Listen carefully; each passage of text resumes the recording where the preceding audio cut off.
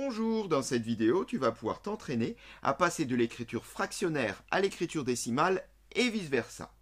Si jamais cet exercice te pose des difficultés, n'hésite pas à tout moment à cliquer sur le lien qui s'affichera ici à droite, SOS.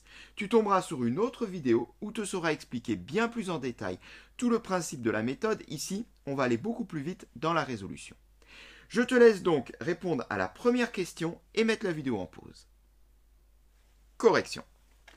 Alors, première série de nombres, on voudrait donner l'écriture fractionnaire de trois nombres en commençant par 215,6. On va déjà recopier ce nombre.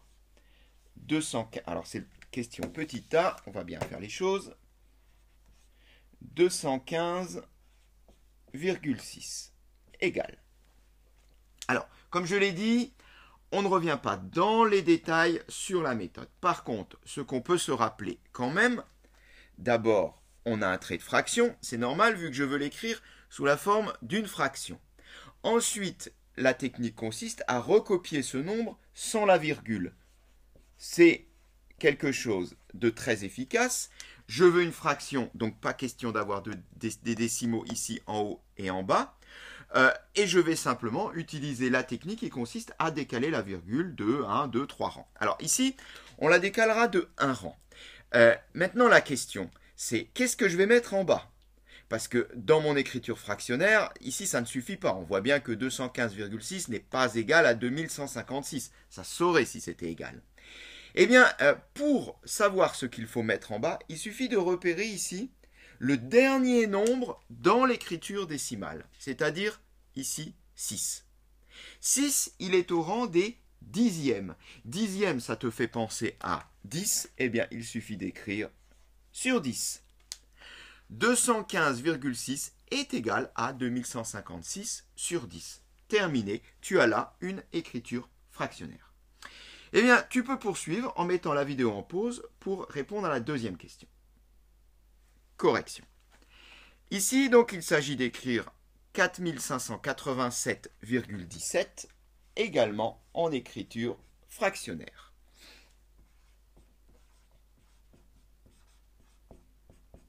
Alors, on prépare déjà notre trait de fraction, bien évidemment. Première étape, je recopie ce nombre sans la virgule. Ça me donne 4, 5, 8, 7, 1, 7, qui se lit 458 717. Même question qu'avant, qu'est-ce que je vais mettre en bas pour que ça reste égal? Eh bien, même réponse qu'avant, je regarde ici le tout dernier chiffre dans l'écriture décimale. Ce dernier chiffre est un 7, il est au rang des centièmes. Centième, ça me fait penser à 100, eh bien j'écris 100 au dénominateur. Résultat, 458 717 sur 100, c'est une écriture fractionnaire de mon nombre. Je te laisse poursuivre avec le dernier de la première série, tu peux mettre la vidéo en pause. Correction. 101,101. Ah. Alors, 101,101. Toujours pareil. Je commence par tirer un trait de fraction et je recopie mon nombre sans la virgule. 101, 101, qui se lit maintenant 101 101. Question, quoi mettre en bas? Réponse, je regarde le dernier chiffre dans l'écriture décimale. C'est ce chiffre-là, c'est un 1. Dixième, centième, millième, il est au rang des millièmes. Cela me fait penser à 1000. Eh bien, j'écris sur 1000. 101,101 est égal à 101 101 sur 1000.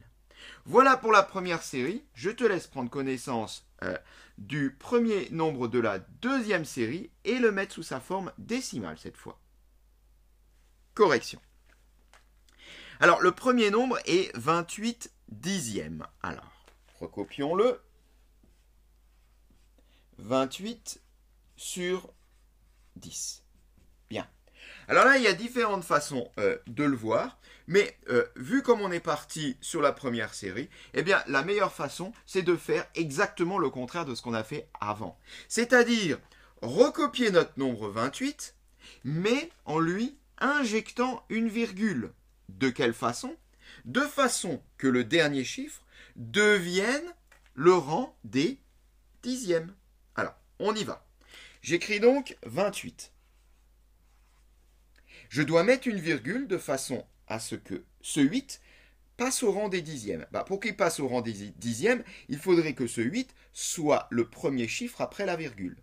Autrement dit, je mets la virgule ici. Eh bien, en mettant la virgule ici, 2,8, le 8 est au rang des dixièmes, c'est bien égal à 28 dixièmes. Une autre façon de voir serait de faire 28 divisé par 10, puisque l'écriture fractionnaire est associée à une division. Et 28 divisé par 10, ça fait également 2,8. Bon, en tous les cas, on a trouvé la solution pour le premier de la deuxième série. Je te laisse mettre la vidéo en pause pour traiter le deuxième. Correction. 365 sur 100, on va le recopier.